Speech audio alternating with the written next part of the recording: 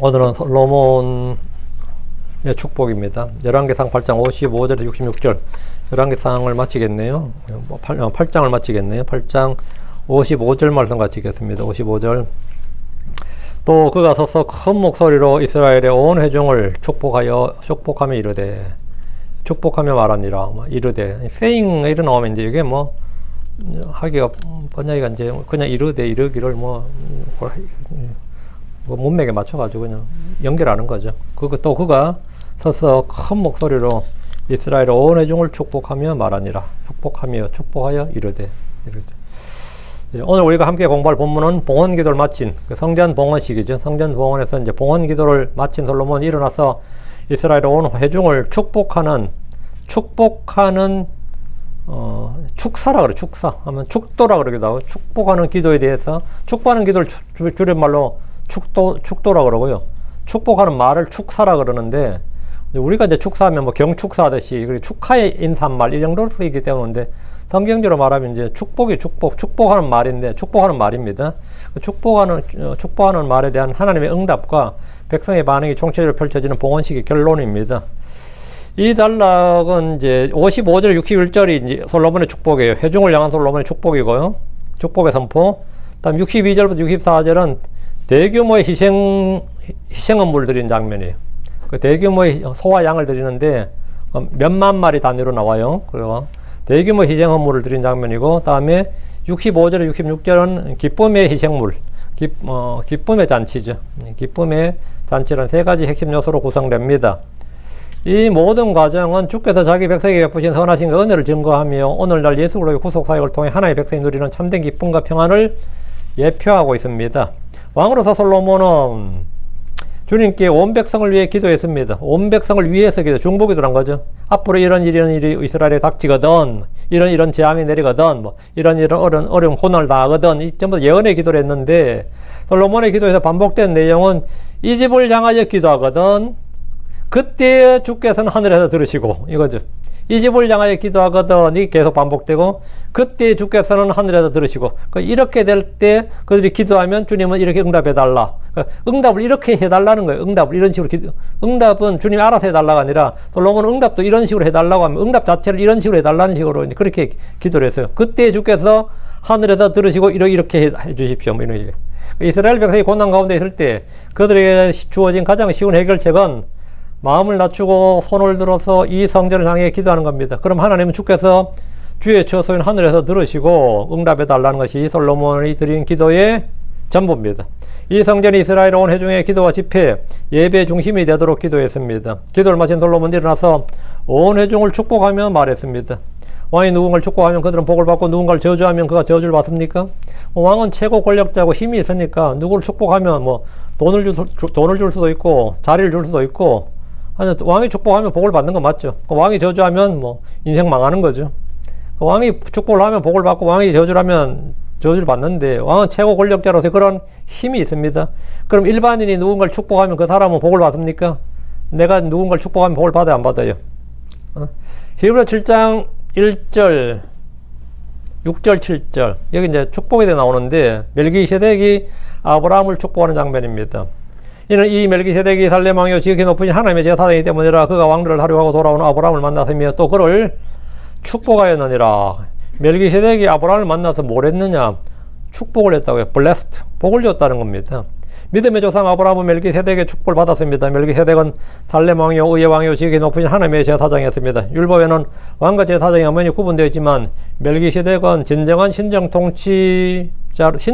통치자로서 두 가지 직분을 모두 가진 자로서 예수 그리스도의 모형입니다. 6절 7절 그러나 혈통이 그들로부터 나온 것으로 여겨지지 않는 그는 아브라함에게서 10분의 1을 받았으며 또 약속들을 가진 그를 축복하였느니라. 그리고 낮은 자가 더 나은 자에게 축복을 받는다는 것에는 전혀 모순이 없느니라.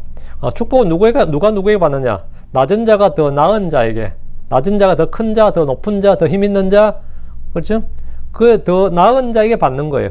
이 말씀에 따르면 낮은 자가 더 높은 자에게 축복을 받는다고 합니다. 그럼 솔로몬이 이스라엘 왕으로서 거기에 모인 온 회중을 축복하는 것은 자연스러운 일입니다. 제사장들이 회중을 향해 축복하는 것도 자연스러운 일이죠. 이삭은 야곱을 축복했습니다. 에서는 아버지가 자신을 축복하기를 원했지만 야곱은 그의 복을 빼앗았고, 야곱은 에서의 복을 빼앗았고 아버지 이삭의 축복을 받았습니다. 누군가의 축복을 받는다는 것은 엄청난 은혜입니다. 야곱은 밤새 싸운 주님에게 당신이 나를 축복하지 아니하면 나는 당신을 가게 하지 아니하겠나이다 라고 했습니다. 그리고 그는 그를 축복했습니다. 야곱은 이집트로 갔을 때 파로를 축복했습니다. 그리고 요셉과 그의 아들들을 축복했습니다. 성막을 건축한 일을 마쳤을 때 모세는 그 일을 한 사람들을 축복했습니다. 모세와 아론은 주께 희생물을, 주께 제물과 번제물과 화평한 물을 드리기를 마치고 회중의 성막에 들어갔다가 나와서 백성을 축복했습니다. 주님은 제사장들에게 주께 헌물 드린 후에 백성을 축복하도록 하셨습니다. 축복을 왜 하는 겁니까? 축복을 왜 하는 겁니까? 주께서 복을 주시도록 구하는 겁니다. 그럼 우리가 누군가를 축복하면 그런 복을 받습니까? 다른 사람이 잘 되길 구하고 복을 빌면 그 사람에도 좋은 일이지만 왜 다른 사람을 복 주라고 하냐? 그 복을 빌어주는 사람이 복을 받습니다. 마태복음 5장 44절에 그러나 나는 너희에게 말하노라 너희 원수들을 사랑하며 너희를 저주하는 자를 축복하고 너희를 증오하는 자들에게 선을 행하며 악의를 품고 너희를 다루며 너희를 박해하는 자들을 위해 기도하라. 너희를 저주하는 자들을 뭐라고요? 너희를 저주하는 자를 축복하고 저주하는 자들을 축복하면 어떻게 되는 거예요? 나를 저주하는 자가 복을 받습니까? 이렇게 하면 이렇게 하면 그 저주하는 사람이 하나님의 아들이 되는 게 아니라 그 저주하는 사람을 축복하는 사람이 말 그리하면 그는 하나님의 아들들이 되리라. 하나님의 아들이라 불리리라. 이게 마태복음 5장 45절이에요. 그게 축복하는 사람이 복을 받는 거예요. 누가 복을 받느냐? 원수를 사랑하면 원수가 복을 받는 게 아니라 원수를 사랑하는 사람이 복을 받고 너희를 저주하는 자들을 축복하고 이제는 그럼 축복하는 사람이 복을 받아요. 너희를 증오하는 자들에게 선을 행하면 나를 증오한 사람이 복을 받는 게 아니고 내가 나를 증오한 사람이 내가 막 선을 행해. 그럼 그 사람이 복을 받는 게 아니라 그 사람에게 선을 행한 사람이 복을 받아요. 악의를 품고 너희를 나르며 너희를 박해하는 자들을 기도하라. 그 기도는 다시 돌아오는 기도예요. 그럼 내가 그 복을 받는다고. 그럼 이렇게 하면 하나님의 아들들이 된다잖아요. 주께서는 산상순에서 이 진리를 가르치셨고 산에서 내려와서도 이 진리를 말씀하셨습니다. 누가복음 6장 28절에 너희를 저주하는 그들을 축복하라. 또 악의를 품고 너희를 다루는 그들을 위해 기도하라. 어떤 이들은 주님의 이 말씀은 너무나 실현하기 어렵기 때문에 뭐 내가 할 수가 있는 일인가? 내가 크리스천이라도 난 이렇게 한 번도 해본 적이 없단 말이에요. 이러면 주님 이런 말씀은 신약교회 크리스천들의 주신 말씀이 아니라 이거 신약교회 크리스천들이 주신 말씀이 아니다. 이렇게 소리를 합니다. 산상수는 천년왕국의 헌법이고 하늘의 왕국에서 적용될 말씀이란 주장인데 이 말씀에 관해서는 그렇지 않습니다. 로마서 12장 14절을 보면 완벽히 나옵니다. 너희를 박해하는 자들을 축복하라. 축복하고 저주하지 말라.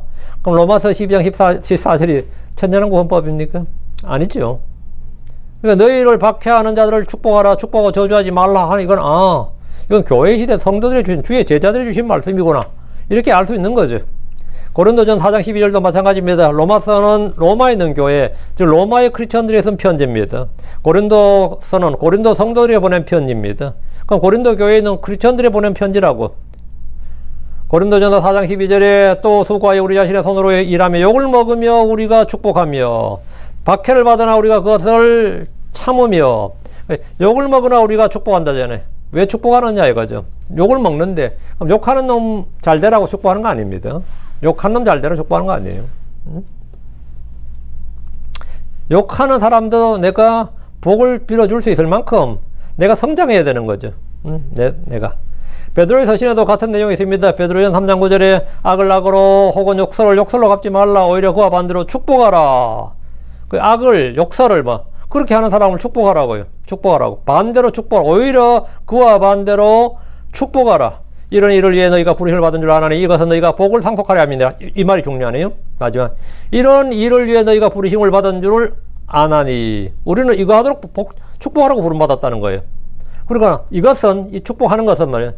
누가 복을 상속받는다고요? 너희가 복을 상속하려 함이니라. 축복하는 사람이 복을 상속받는 거지, 복을 받는 거지, 축복받는 사람이 복 받는 거 아니에요. 축복하는 사람이 복을 받아요. 오히려 뭐라고요? 그와 반대로 축복하라. 이런 일을 위해 너희가 부르심을 받은 줄 아나니 이것은 너희가 복을 상속하려 함이니라. 너희가 이런 일을 하는 사람이 복을 상속받는다고. 이런 일을 하는 사람이. 우리가 다른 사람, 특히 나를 비난하고 박해하고 욕하는 자들을 축복하는 것은 우리가 복을 상속하기 위해서입니다. 그래 여러분이 막 복을 빌어줘요. 막 복을 빌어줘. 막 욕하는 놈이 있으면 아 잘됐다. 이건 복 받을 기회다 해가지고 축복을 막 해주라는 거예요. 그래서 축복하십시오. 저주하지 말고 욕설하지 말고 축복하라고요. 그런 복을 상속합니다. 우리 왕가의 제사장들이요, 영적 희생물 드리는 제사장들로서 당연히 누구라도 축복합니다. 축복할 수 있습니다. 서로가 서로에게 축복하고 핍박자들이나 원수들에게도 축복할 수 있고 또 해야 됩니다. 자, 본문 보겠습니다. 55절. 그리고 그가 서서 큰 목소리로 이스라엘 온 회중을 축복하며 말하였더라. 솔로몬은 기도를 마치고 일어났습니다. 그는 회중들을 앞 강단에 서서 큰 목소리로 온 이스라엘의 회중을 축복했습니다. 회중이란 지표로 함께 모인 무리들이란 뜻으로 교회와 같은 뜻입니다. 이게 교회와 회중은 같은 뜻이에요. 성전 봉헌식은 온 이스라엘이 함께 주 앞에 모인 국가적 행사였습니다. 제사장들이 성전 안에 언약궤를 넣고 나올 때 주의 영광이 주의 집에 가득했습니다. 그때 솔로몬이 말하기를 열왕기상 8장 12, 13절에 주께서 친히 짙은 어둠 속에 거하시겠다고 말씀하셨나이다. 내가 참으로 주께서 거하실 집을 건축하여서 하며 주께서 영원히 거하실 안정된 처소이다. 이렇게 하면서 자기 얼굴을 돌이켜 이스라엘의 온 회중을 축복했습니다. 그때 회중들은 모두 서 있었습니다. 그리고 솔로몬의 기도가 시작되었고 이제 기도를 마치고 일어서서 다시 큰 소리로 온 이스라엘의 회중을 축복했습니다. 그가 한 축복의 말씀이 56절부터 61절까지입니다. 56, 7, 8, 9, 60, 61, 6절이죠. 56절이에요. 축복의 말씀을 한 단어로 축사라고 하는데 축복의 말씀이라 축사죠. 축복의 기도는 축도라고 그러고요. 축사라고 하는데 교회에서 예배를 마치거나 행사를 할 때 또 뭐 행사를 마칠 때 목사님들이 두 손을 번쩍 들고 축복의 기도를 이제 축도합니다. 같이 축도합시다. 그러면서 축원하나이다 하면 가죠. 그리고 또는 또 축복의 말을 할 수 있죠. 그 축사라고 합니다. 세상 사람들도 이 단어를 들었는데 주로 주요 행사에서 축사의 말씀을 듣겠다고 하면 축하 인사말을 듣겠다 이 말입니다. 솔로몬은 축하 인사를 한 것이 아니라 축복의 말씀을 전해준 겁니다. 축복의 말씀을 해줬어요. 그가 선포한 축복의 말씀은 하나님의 언약적 약속을 상기시키고 순종을 촉구하며 하나님의 임재를 기원하는 신앙선언이었습니다. 56절 주께서 복되시나이다. 주께서 자기 백성 이스라엘에게 안식을 주셨도다. 그분께서 약속하신 모든 것에 따라 이루셨으니 그분의 종 모세의 손으로 약속하신 그 모든 선한 약속 중에서 한 말씀도 떨어진 것이 없었도다. 56절에 61절은 솔로몬의 축복입니다. 주께서 복되시나이다. 이 말씀은 주님을 찬양할 때 또는 찬송할 때 흔히 사용하는 말입니다. 그래서 대부분 한국어 성경에서는 뭐 주를 찬송하라, 주를 찬양하라, 주를 송축하라 이런 식으로 문장 구조를 바꿔서 번역하거나 이거는 어차피 기원문이다 해서 기원문임을 살려서 주께서 찬송받으시길 원하나이다 이런 식으로 번역했습니다. 주 하나님은 복의 근원이시고 그리스도 안에서 모든 영적인 복으로 복을 주시는 분입니다. 그 주께서 복되시나이다 blessed be, blessed be. 이때 bless는요 물론 뭐 문법적으로 정확하게 말하면 이제 기원문이 맞아요. be blessed인데 앞으로 당겨서 blessed be 이래 나오니까 기원문이면 맞는데 이제 이건 이제 조금 살려야 되니까. 그럼 이때는 이 기원문으로 쓰여서 앞에 이렇게 빠져나올 때는 blessed 할 때는 그 blessed가 형용사처럼 쓰이는 겁니다. 그래서 주께서 복되시나이다. 주께서 복되시나이다 이런 의미입니다. 예. 솔로몬은 주께서 자기 백성에게 안식을 주셨도다라고 했는데 사울과 다윗 시대와 달리 자신이 왕이 된 후에 이 땅에 전쟁이 없는 계속된 화평과 안식이 있었기 때문입니다. 주께서 그가 안식의 사람이 되리라 하신 말씀을 성취해 주신 거죠. 그래서 전쟁이 없었던 겁니다. 이스라엘은 오랜만에 태평성대를 누리고 있었고 평안을 누렸는데 이것은 그들의 성취가 아니라 주 하나님의 주신 은혜였습니다. 56절 다시 그분께서 약속하신 모든 것에 따라 이루셨으니 그분의 종 모세의 손으로 약속하신 그 모든 선한 약속 중에 한 말씀도 떨어진 것이 없었다. 여기 모세의 손으로 여기 언더라인 쫙 모세의 손으로 약속하신 여기 그분께서 약속하신 모든 것에 따라 이루셨다. 주님은 약속하신 모든 것에 따라 이루신다. 하나님께서 그분이 약속하신 모든 말씀을 이루셨습니다. 주님의 약속은 헛된 것이나 실패하는 것이나 깨어진 것이 없이 모두 성취됩니다. 막상 덜컥 약속을 해놨는데 약속을 지킬 수가 없네. 난감하죠. 또 내가 지킬 형편이 못 된다. 사정이 안 된다. 뭐 지킬 능력이 없다. 이게 사람들이 겪는 일입니다. 또 뭐 다 되는데 지금 지키고 싶은 마음이 없다. 이럴 수도 있어요. 그러나 주님은 약속을 딱 하면 뭐 지킬 능력이 없는 것도 아니고 지킬 마음이 없는 것도 아니고 예. 뭐 지킬 수 없는 사정이 생기는 게 없습니다. 주님의 약속은 예. 주님께서 약속하신 모든 것에 따라 주님이 이루신다요. 주의 말씀은 주께서 친히 이루십니다. 솔로몬은 그분의 종 모세의 손으로 약속하신 그 모든 선한 것이라고 했는데, 모세 입이 아니라 모세의 손으로 약속하신 일이 있죠. 모세의 손으로 약속하셨다는 말은 뭐냐? 율법책에 기록하신 대로 이 말입니다. 모세의 손으로 약속한, 모세의 입으로는 모세가 말한 것이고요. 모세의 손으로 한 것은 그가 말한 것을 기록한 거죠. 모세의 손으로 약속하신 내용은 율법책에 기록된 대로, 모세의 손으로 약속하신 것은 모세가 기록한 말씀, 모세 율법, 모세의 책, 우리가 말하는 모세 오경, 이 성경을 말합니다. 솔로몬은 모세의 손으로 기록된 율법에 약속된 모든 선한 약속 중에 한 말씀도, 원 워드, 한 단어도 말이에요. 한 글자도 떨어진 것이 없다. 그래서 마태복음 24장 35절에 하늘과 땅은 없어지리라. 그러나 내 말을 들은 없어지지 아니하리라. 내 말들은 그냥 단어가 아니라 한 글자의 1.1획도 떨어지지 않는다는 겁니다. 그래서 이사야 55장 11절에 나 입 밖으로 나아가는 내 말도 그러하도다. 그것이 헛되이 내게로 되돌아오지 아니할 것이요 도리어 내가 기뻐하는 것을 이루리라. 그리고 그것이 내가 그의 말 보내어 이루게 하려는 일에서 형통하리라. 주의 말씀은 살아있고 영원히 거하는 말씀이고 영원히 지속됩니다. 베드로전서 1장 24절 25절에도 이는 모든 육체가 풀과 같고 사람의 모든 영광은 풀의 꽃과 같기 때문이라. 풀은 마르고 것의 꽃은 떨어지느니라. 그러나 주의 말씀은 영원토록 지속되느니라. 그리고 이것이 복음으로서 너희에게 선포된 그 말씀이니라. 주의 말씀은 영원토록 지속되느니라. 주의 말씀은 영원토록 지속된다. 떨어지거나 깨어지거나 없어지거나 사라지거나 점점 약해지거나 이런 거 없다 이거죠. 무효가 된 일도 없다 이거야. 취소된 일도 없다. 주께서 모세의 손으로 약속하신 모든 것은 모세의 글들입니다. 시편과 예언자들의 글은 주께서 그들의 손으로 기록하신 겁니다. 바울의 손으로 약속하신 것이라면 바울서 신사들입니다. 모든 성경 기록은 하나님의 영감으로 주어진 것입니다.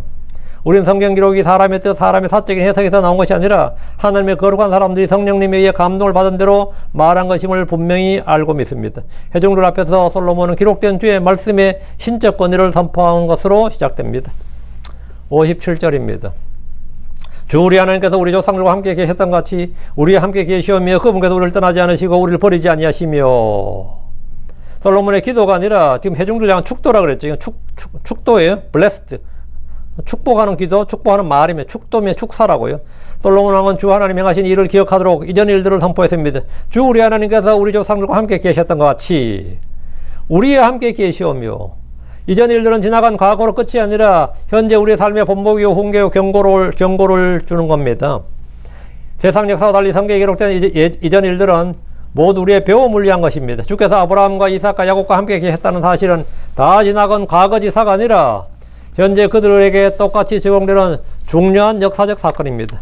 아브라함에게 있었던 일이나 이삭에게 야곱에게 있었던 일이나 광야에서 있었던 일이나 가나안 땅에서 초기 요수아 때 그 사사기 때 있었던 일들이 그냥 다 과거지사고 옛날 기억하지 마라. 얘는 다 지나간 일이다. 그게 아니고 그건 똑같이 오늘날도 그 일을 행하신 하나님은 동일하신 분이고 이렇게 하면 주님은 이렇게 향하시고 이렇게 할 때 이렇게 향하신다. 이건 원칙은 변하지 않는다. 이거예요. 변하지 않는다. 그분께서 우리를 떠나지 않으시고 우리를 버리지 아니하실지로다. 이것은 솔로몬의 기원이지만 역사적 사실을 기반으로 한 겁니다.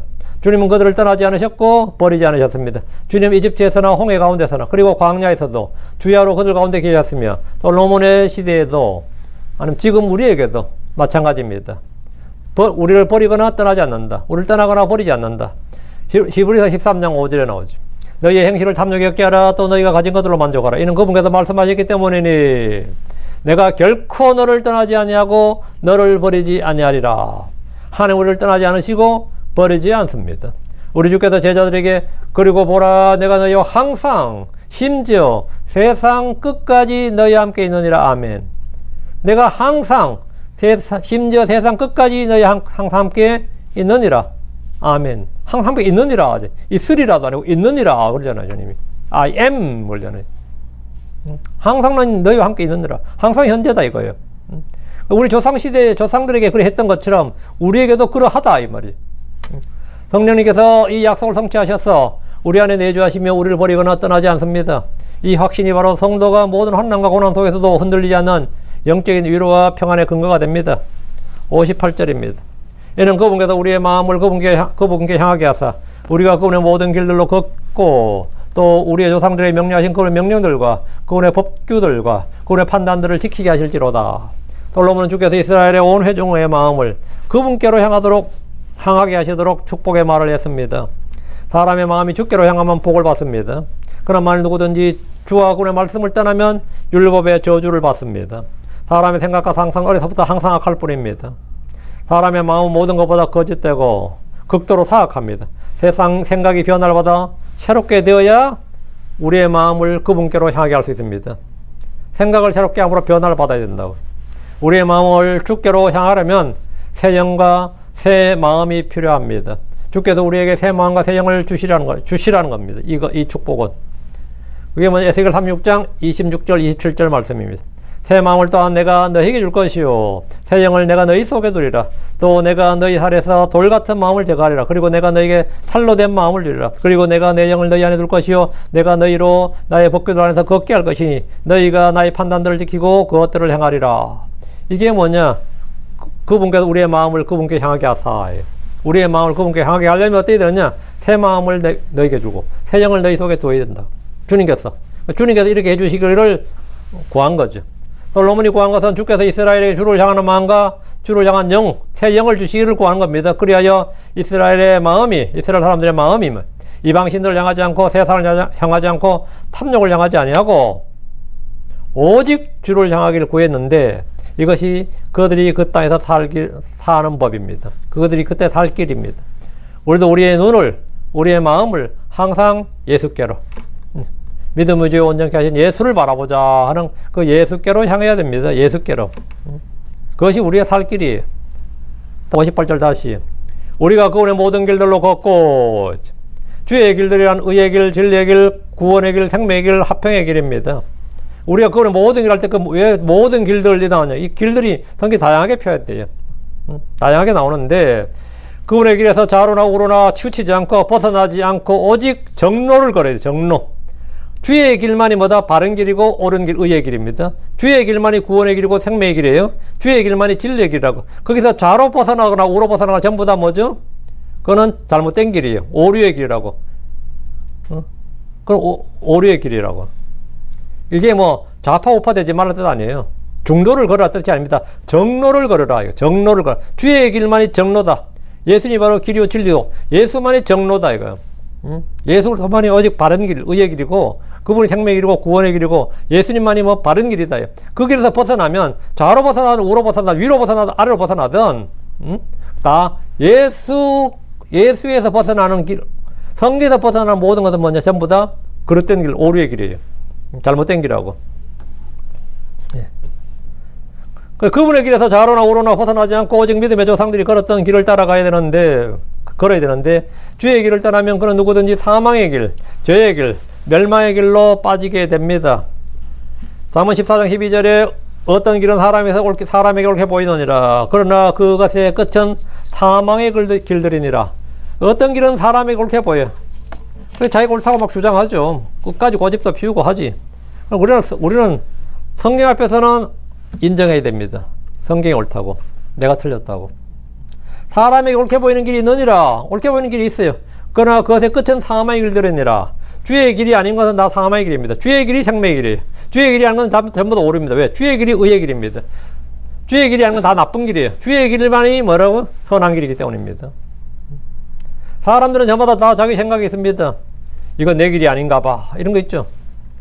사람들 저마다 다 자기 생각이 있어요. 그러나 그 생각이 주와 주의 법에 따른 것이 아니라면 그 길은 사망의 길입니다. 우리 주께서 마태복음 7장 13, 14절에 너희는 좁은 문으로 들어가라. 이는 멸망으로 인도하는 그 문은 넓고 그 길이 넓어 거기로 들어가는 자가 많으니라. 왜냐하면 생명으로 인도하는 그 문은 좁고 그 길이 좁아 그것을 찾는 자가 없기 때문이니라. 생명으로 인도하는 그 문 좁고 그 길이 좁다 했는데 그 길이, 그 길이 뭐냐? 예수가 그 문이고 예수가 그 길이다고. 딱 예수 하나밖에 없단 말이야. 예수 하나밖에 없다고. 주님이 말씀하신 좁은 길이 뭡니까? 그게 주의 길, 진리의 길인데, 그게 의의 길, 생명의 길, 그게 구원의 길로 하늘로 가는 길입니다. 그게 영원한 생명의 길이에요. 예수 그리스도가 I am the way, 내가 그 길이니라. I am the way, 내가 그 길이니라. 58절입니다. 또 우리의 조상들에게 명령하신 그분의 명령들과 그분의 법규들과 그분의 판단들을 지키게 할지로다. 솔로몬이 말하는 또 우리의 조상들이 명령하신 그분의 명령들, 그분의 법규들, 그분의 판단들, 표현은 다양하게 되어 있지만 딱 하나입니다. 모세율법을 말합니다. 모세의 손으로 말씀하신 것들이, 모세의 손으로 말씀하셨다 이 말은 뭐죠? 모세의 손으로 기록된 말씀들 이 말이죠. 모세율법은 모세가 주께 받은 그분의 명령들이고 그분의 법규들이고 그분의 판단들입니다.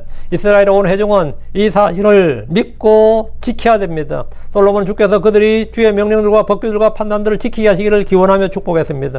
우리도 주의 명령들을 지키는 일에 전념하고 세상의 판단이나 전문가들의 판단이 아니라 주의 판단을 받아들여야 됩니다. 주께서 죄라고 하면, 주께서 죄라고 판단하신 것은 전문가들이 뭐라고 말하든 간에 죄입니다.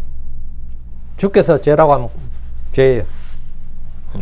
우리는 주님의 판단을 받아들인다고, 내 판단이나 사람들의 판단이 아니라 주의 판단을 받아들여야 돼. 주의 판단을 받아들여야 되는데 주의 판단을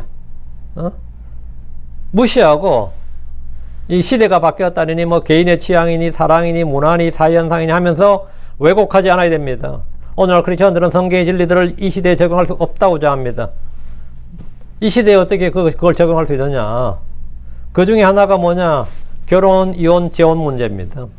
다른 거 몰라도 내가 예수를 믿어도 결혼은 성경에 따르면 결혼은 크리스천들끼리만 하도록 되어 있습니다. 그리고 이혼은 못하도록 되어 있어요. 음행의 영구 외에는 못하도록 되어 있습니다. 재혼은 뭐냐? 합의를 할 때는 주 안에서만 할지니라 이렇게 있어요. 그것도 재혼도 마찬가지로. 근데 그게 지켜집니까? 근데 별 양심 없이, 별 양심의 문제나 신앙 양심의 문제뿐만 별 문제 없이 한번 내가 뭐 전도하지 뭐, 내가 살면서 전도하지 뭐 이런다니까요. 자기 판단이 주님 판단보다 위에 있어. 자기 생각이 주님 생각과 달라. 그리고 동성애 문제도 그렇습니다. 동성애 문제 그래요. 그 사람들 전문가들이 자꾸 나가지고 그거 뭐 선천적인 거라 뭐 이러면서 막 해. 그건 질병도 아니고 이상도 아니고 뭐도 아니다 이렇게, 죄도 아니다 이런 식으로. 주의 판단은 그렇지 않습니다. 주의 법은 그렇지 않아요. 사람들은 주의 명령을 듣고 알면서도 주의 눈에 좋은 대로 자기 생각과 판단을 따라 결정해버립니다. 성경 우리의 일상의 모든 생각과 행동과 삶의 방식을 다루며 지켜야 할 것들을 말해줍니다. 주의 말씀을 지키는 자, 주의 명령들을 가지고 지키는 자가 주를 사랑하는 자입니다. 주의 법, 주의 판단들을 사람들의 의견이나 주장이나 생각으로 흐리거나 왜곡하거나 물타거나 뒤엎으려 시도하지 않고, 그리고 시도하지 말고 믿음으로 순종해야 됩니다. 그것이 믿음으로 사는 삶입니다. 의인은 믿음으로 살리라 이 말씀의 뜻은 기록된 말씀이 옳다는 사실을 인정하고 그 판단을 받아들이고 그 말씀을 법으로 명령으로 받아서 믿고 사는 것, 그것이 믿음으로 사는 겁니다. 믿음으로 사는 게 뭔지 잘 모르겠다 하면 뭐 그게 되게 추상적으로 느껴지는 분들이 많은 것 같은데, 주의 말씀을 주의 명령, 주의 법으로 알고 그게 주의 생각이고 주의 뜻이고 그게 주의 판단이에요. 그게 주의 명령이고 주의 법이라고. 그렇게 믿고 사는 게 그게 믿음으로 사는 겁니다. 59절입니다. 그리고 내가 주 앞에서 간구하였던 나의 이 말들이 밤낮으로 주 우리 하나님께 가까이 있게 하시옵소서. 이것은 그 문제가 요구하는 대로 그분께서 항상 주의 종의 사정과 주의 백성 이스라엘 사정을 붙들어 주옵시며, 솔로몬은 주의 회중들 앞에서 궤를 향해 무릎을 꿇고 손을 들어 기도한 그의 간구한 말들이 주 하나님께 가까이 있게 해주시기를 구했습니다. 그의 긴 장문의 기도는 모두 민족을 위한 기도였습니다. 주 하나님은 솔로몬의 기도와 간구를 들으셨고 그가 기도한 대로 이스라엘에게 재앙이 닥칠 때, 전쟁에 패하거나 원수들의 포로가 되어 멀리 잡혀갈 때 이 집을 향해 기도하면 하늘에서 들으시고 죄를 용서해 주시고 긍휼을 베푸시고 회복해 주시라는 건데, 나의 이 말들이 밤낮으로 주 우리 하나님께 가까이 있게 하시옵소서. 솔로몬이 한 기도는, 솔로몬이 이 축도할 때 이 말들이 다 항상 주님께 가까이 있게 해달라는 거죠. 그 주님 앞에서 향으로 들어지는 향기로, 솔로몬의 기도는 전부 다 주님의 향기가, 주님이 맡으신 향기처럼 주님께 가까이 있어요. 우리가 여기 향을 피우면 향 냄새가 나잖아요. 커피를 내도 커피 냄새가 참 좋네요. 커피 냄새가 가득하면, 내릴 때는 우리 교회도 이러려고 보니까 커피 냄새 되게 내릴 때 냄새 좋더라고요. 그런 것도 냄새 좋고, 빵을 구울 때도 빵 굽는 냄새가 좋죠. 술꾼들은 술 익는 냄새가 좋다잖아요. 주님께서 맡으시는 향기는 뭐냐? 땅에서 올라오는 향기 뭐 있냐고. 무슨 향기를 하나님 좋아하겠어요? 향수 향기를 좋아하겠냐고. 성도들의 기도가 그분의 금향로에 담긴 향기라고. 나의 이 말들이 밤낮으로 주 우리 하나님께 가까이 있게 하시옵소서. 주는 언제나 기도를 들으시고 응답 역시 밤낮의 구분이 따로 없습니다. 밤낮으로 이 말은 뭐냐? 시간 제한이 없다 이거예요. 이스라엘 백성을 위한 솔로몬의 기도는 솔로몬이 죽은 이후에도 계속해서 유효했습니다. 그래서 유대인들은 고난에 처할 때마다 예루살렘으로 얼굴을 향해서 손을 들고 기도했습니다. 다시 59절. 그분께서 항상 주의 종의 사정과 주의 백성 이스라엘의 사정을 붙들어 주옵시며. 사정을 붙들어 준다는 게 뭡니까? 어떤 사정을 들었을 때 그것을 무시하거나 멸시하지 않고 사정을 받아들여서 해결해 주신다 이거. 그게 뭐 사정을 붙들어 주신다 이거. 야, 나의 사정을 그래도 들어주셨네. 나의 사정을 지금 또 네가 말한 건 내가 지금 잡고 있다. 이게 메인테인, 유지한다는 거거든요. 주의 백성 이스라엘 사정을 메인테인, 버리거나 무시하거나 짓누르지 말고 딱 계속해서 유지한다. 간혹 관공서에서 민원을 신청하면 공무원들 일단 접수를 하죠. 그럼 접수증을 찍어줘요. 접수 도장을 찍어줍니다. 민원을 접수했다 이거야. 그리고 이제 그 사정을 살펴보고 그것을 계속해서 붙들고 있습니다. 그 홀드 한다 그러죠. 그리고 때가 되면 답을 줍니다. 법적으로 이거는 할 수 있다. 우리가 해주겠다. 아니면 이건 법적으로 안 된다. 못한다. 아니, 우리 사정이 안 된다. 이렇게 답을 줍니다. 솔로몬 주께서 자신의 사정과 이스라엘 사정을 주께서 들으시고 받으시고 그것을 붙들어 주실 것을 구했는데, 일단 주님이 붙들고 계신 사건, 그 문제 내가 지금도 가지고 있어. 주님께서 그때 그애들이 한 기도는 내가 지금도 가지고 있다고. 지금도 내가 그대로 가지고 있다. 그들이 주께 기도한 것, 간구한 그 사건들이나 일이나 사정을 주님께서 붙들고 계시다가 주님의 때에 주님의 방법으로 응답하시는 겁니다. 그게 뭐냐? 이스라엘 사정을 붙들어 주옵시며 이거예요. 60절입니다. 이로써 땅의 모든 백성이 주께서 하나님이시오 또 그분 외에는 다른 이가 없음을 알게 하실지로다. 왜 이 지로다 이래 되냐면 이게 지금 축도라서 그래요. 이건 기도가 아니라 축도이기 때문에 하실지로다 해야 된 겁니다.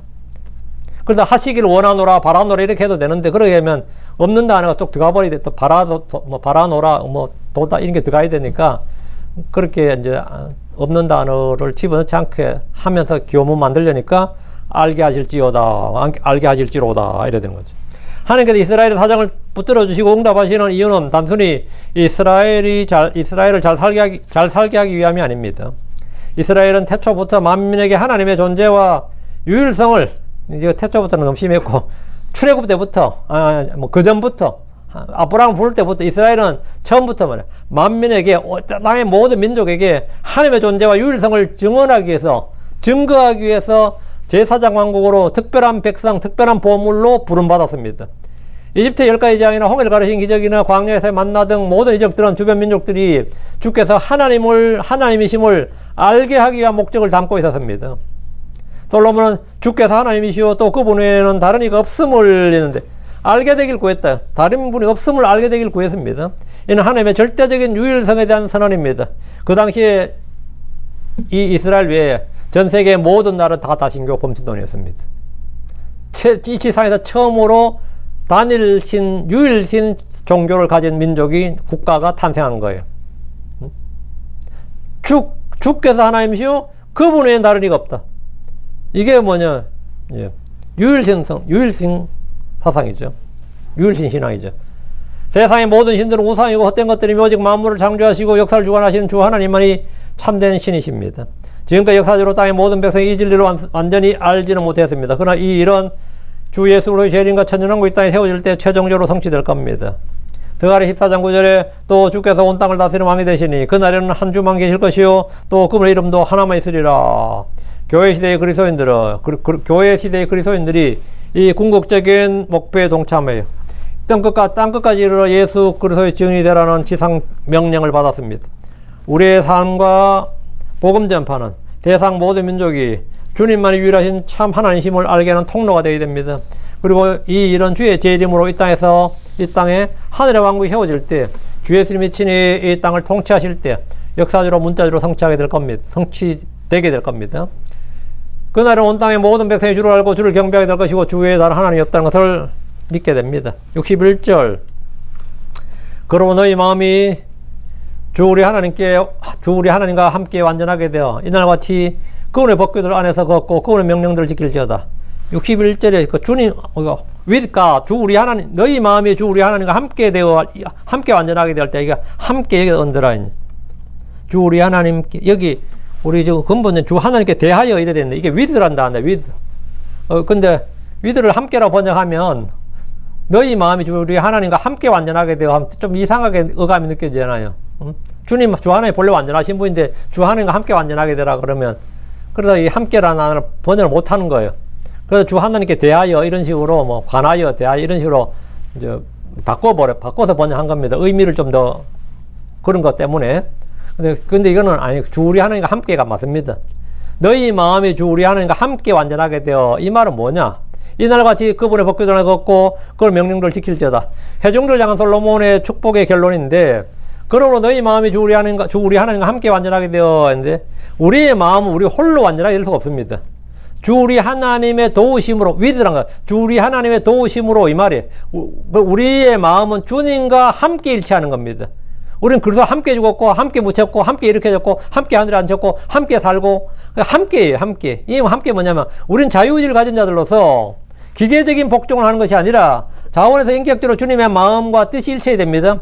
아모 3장 3절에 두 사람이 합의하지 아니하고서야 그들이 어찌 함께 걸을 수 있겠느냐 했죠. 솔로몬 왕은 이스라엘 온 회중이 주 하나님과 함께 완전하게 될 것을 축복했습니다. 여기서 함께란 말은, 위드란 말은 말이죠. 더불어란 뜻도 있고, 뭐, 이런 거 다 뜻이, 위드는 단어 뜻이 당연한데, 위드란 뜻 자체가 뭐냐면, 몸을 가지고, 위드란 것은 함께란 것은 몸을 가지고죠. 예.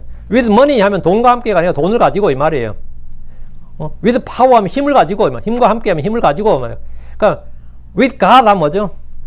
하나님을 가지고 말이에요. 하나님과 함께 이 말은 뭐냐? 하나님을 힘입어 하나님의 도움을 받아서 완전하게 되어라 이 말입니다. 너희 마음이 주 우리 하나님과 with 하나님을 힘입어 하나님과 더불어 하나님의 도움을 받아서 완전하게 되라 이 말이에요. 주님은 그들을 버리지 않으시고 떠나지 않으시고 함께 계신 분이기 때문에 함께 완전하게 될 걸 구했습니다. 주님 떠나서 너희가 절대로 완전하게 못 됩니다. 주님과 함께. 그럼 주님과 함께 하면 언제나 주님을 생각하고 주님을 향하고 주님과 주님으로 말미암아 함께. 이게 위스예요, 위스. 그러니까 주 우리 하나님과 함께란 말은 영적 생활에 가장 중요한 말입니다. 주 우리 하나님과 함께 완전하게 되는 거죠. 다시 61절. 이날같이 그분의 법궤도를 안에서 걷고 그분의 명령을 지킬지어다. 주의 성전 봉헌식에서 온 이스라엘 회중들은 주의 영광의 임재를 보았고 큰 기쁨으로 충만했습니다. 그들은 처음으로 건축된 성전을 보았고 주님 앞에서 자기들을 보였으며 함께 경배했습니다. 이날같이 이란 말대로 그들에게 이날같이 그의 법궤도를 안에서 걷고 그분의 명령들을 지키라 이 말입니다. 62절. 그리고 왕과 그와 함께 온 이스라엘이 주 앞에 희생물 드렸더라. 이제 축복도는 끝났어요. 솔로몬의 블레싱은 끝났고 62절부터 이제 뭡니까? 희생물 드린 거죠. 솔로몬의 봉헌기도 축복이 끝난 후에 왕과 그와 함께 온 이스라엘이 주 앞에서 희생물을 드렸습니다. 솔로몬은 기브온에서 1000마리 희생물로 번제를 드린 적이 있습니다. 그리고 성전 건축을 시작할 때 헌물 드렸고 성전 건축을 마치고 봉헌할 때 왕과 온 이스라엘이 함께 주 앞에서 희생물 드렸습니다. 63절. 그리고 솔로몬이 주께 화평한 물에 희생물 드렸으니 이는 그가 드린 것이 소가 22,000이요 양이 12만이었더라. 엄청난 양이죠. 소가 22,000, 양이 12만. 이와 같이 그 왕과 온 이스라엘의 자손들이 주의 집을 봉헌하였더라. 이렇게 집을 주님께 드렸다 이 말이죠. 솔로몬이 주께 화평한 물에 희생물을 드렸는데 소가 22,000이요 양이 12만 마리였습니다. 엄청난 양이 아닐 수가 없습니다. 주께 희생물 드림으로써 솔로몬 왕과 이스라엘 자손들이 주의 집을 봉헌했습니다. 화평한 물은 하나님과 화평과 교제를 목적으로 드린 제사입니다. 희생물이에요. 번제나 속죄제와 달리 제물의 일부는 하나님께 드려지고 일부는 제사장이에요. 그리고 가장 큰 부분은 제물 드리는 자와 회중들이 함께 나누어 먹는 잔치에 사용되었습니다. 화평한 물은 같이 먹는 거예요. 이 대규모 화평한 물은 이스라엘이 하나님과 완벽한 화평과 영적인 교제를 회복의 성을 보여줍니다. 모든 이스라엘 백성이 이 희생물을 통해서 하나님의 은혜를 나누고 기뻐했으며 이는 공동체의 깊은 연합을 이루게 했습니다. 이 화평한 물은 궁극적인 화평한 물이신 예수 그리스도를 예표합니다. 예수 그리스도께서 십자에서 단번에 자신의 몸을 희생제물로 드리시면서 하나님과 죄인 된 우리 사이에 막힌 담을 허무시고 영원한 화평을 이루셨습니다. 그래서 에베소 2장 14절에 그분 우리의 화평이시니라. 그분 우리의 화평이시라. 그분의 몸, 그분의 십자가의 피를 통해 화평을 이루셨습니다. 우리는 그리스도의 희생을 통해 하나님과의 영원한 화평을 누리며 또 우리가 이 주의 만찬을 통해서 그 희생을 기념하고 영적인 교제를 나눕니다. 64절입니다.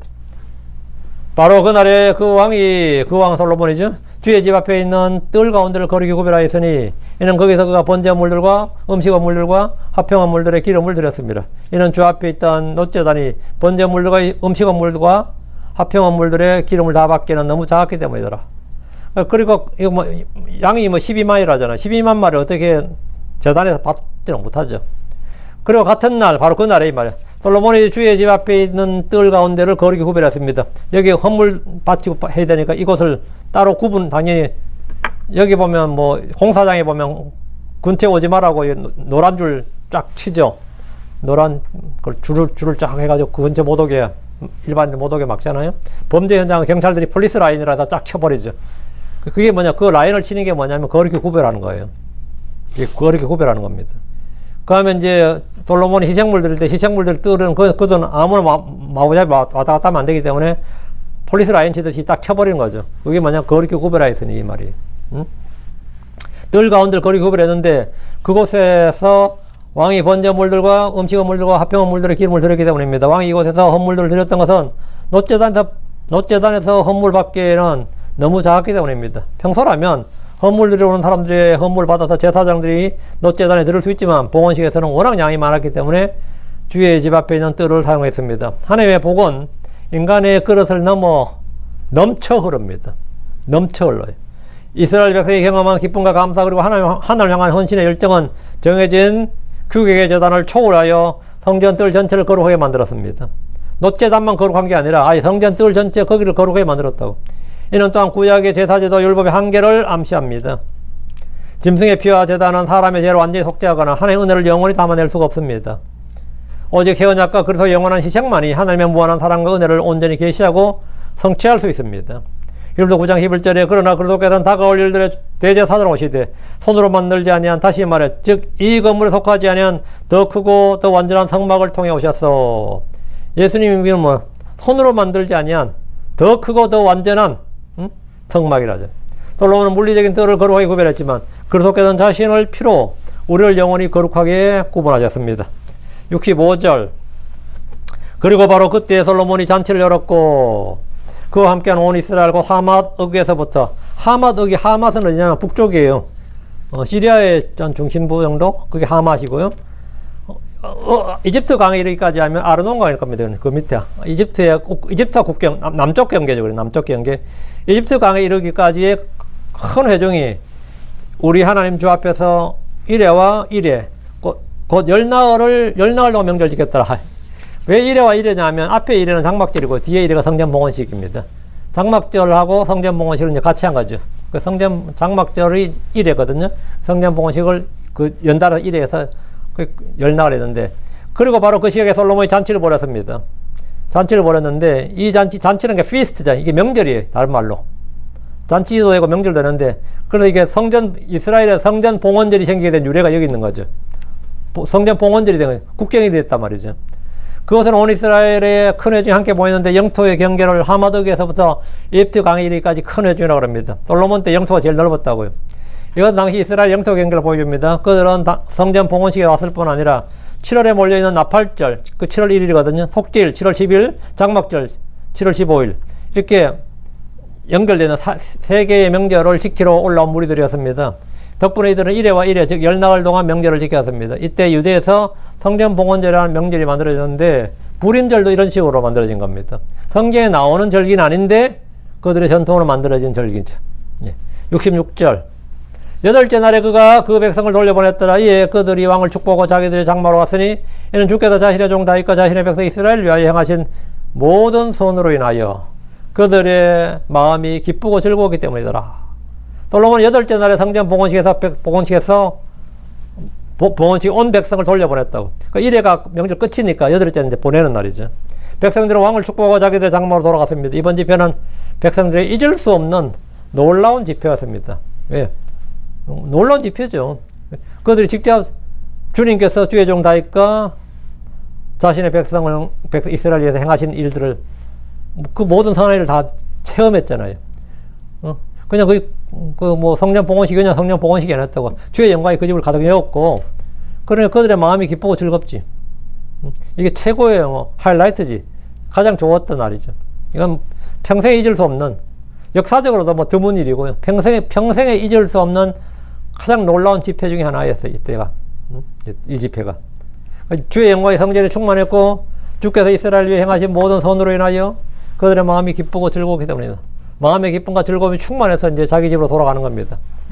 우리의 집회도, 우리가 이 모이는 집회도 예배도 돌아갈 때 이런 집회가 돼야 돼. 마음의 기쁨과 기쁨이 충만한, 기쁘고 즐거움이 충만한, 그렇게 해다 같으시면 예배당 나가면서부터 군정군정되고 불평해되고 뭐 차 핸들 잡으면서부터 부부싸움 해대고 이런 골 때립니다. 이제. 그러면 뭐 예배 드리고 나서 뭐 은혜 다 까먹는 거죠. 예배 드리고 식당으로 옮겨가면서 또 밥 먹으면서 뭔 이야기 해가지고 또 은혜 다 까먹지 말고, 예, 하여튼 은혜를 잘 지키시기 바랍니다.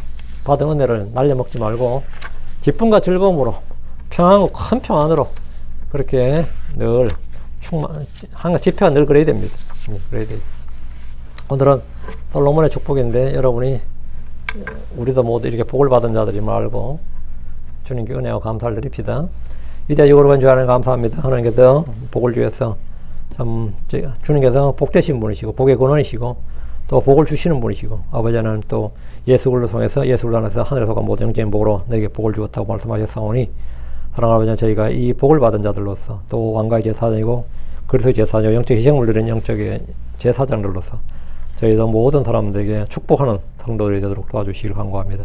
다른 사람에게 복을 빌어주게 하시고, 저희 입에서 복과 저주가 함께 나오지 않고 저희를 저주하는 자들에게도, 욕설하는 자들에게도, 아버지는 악하게 대하는 자들에게도 저희가 축복을 할 수 있고 그들을 위해 기도할 수 있도록 해주시옵소서.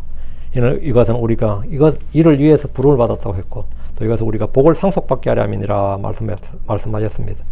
아버지 하나님, 이런 일들을 하는 것은 우리에게 전혀 해가 되지 않고 조금도 저희가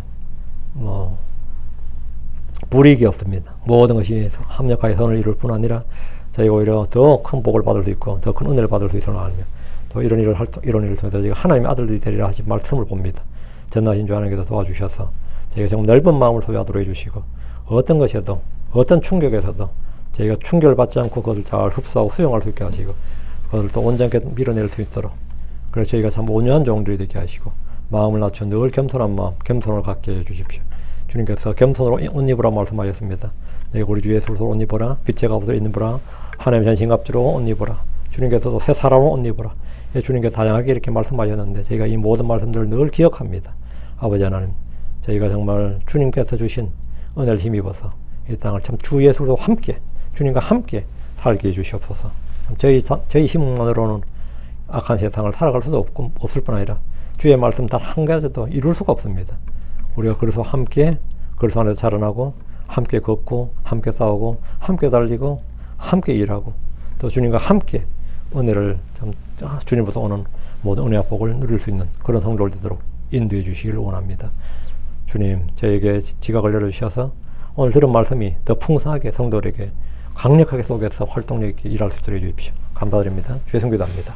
아멘.